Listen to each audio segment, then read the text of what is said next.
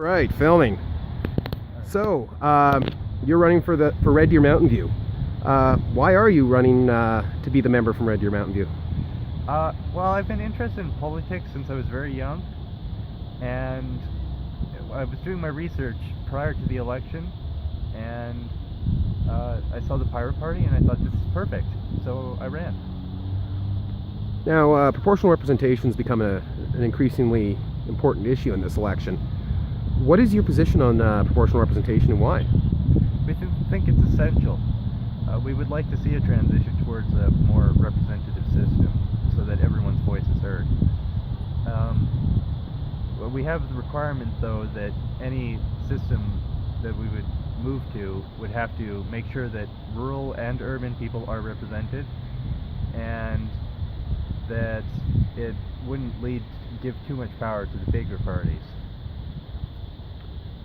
All right. Now, I went to a local arts venue here, and I asked about a dozen people, just randomly, if you could ask a candidate whatever you wanted, what would you ask? And every single person said the same thing. They said, we want to know how we can subsidize post-secondary education, how we can make it more accessible to Canadians. So how would you make post-secondary education more accessible to Canadians?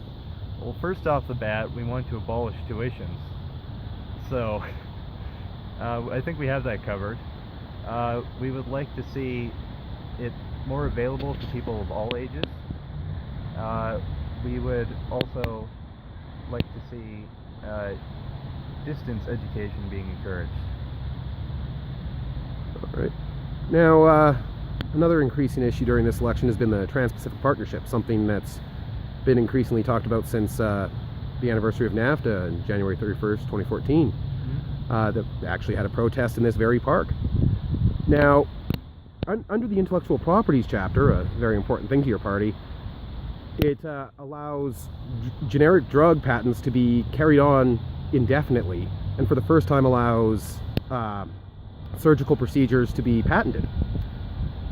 How would you protect the ballooning cost of our healthcare this would cost and balance that with the rights of owners of intellectual property?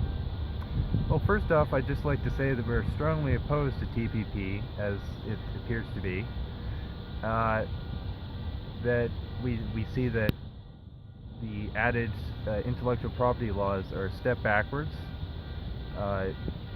Beyond just drug patents and surgical patents, they also would like to ban you from accessing services like Netflix in other countries through proxies or the like, making that legal, which we're opposed to. So, yeah, bad. Outright opposition to the TPP. Outright opposition, yes. Okay, now, normally this is where I ask why your party leader would be the best PM, but that's clearly not the goal with your party. Not right now. Maybe so, someday.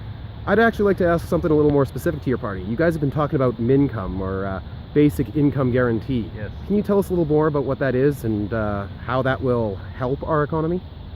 Well, first off, it's not an expensive program, which is something a lot of people wonder about. It would cost about, for our MINCOME proposal, the most generous situation would cost about $50 billion a year. And we think there would be $72 billion a year in just savings just from the cost of poverty, as well as it would bring it up to $180,000 or so dollars savings when you include administration costs. So it wouldn't create an undue tax burden along with abolishing poverty. And poverty isn't good for the economy. It leads to a lot of disruptions with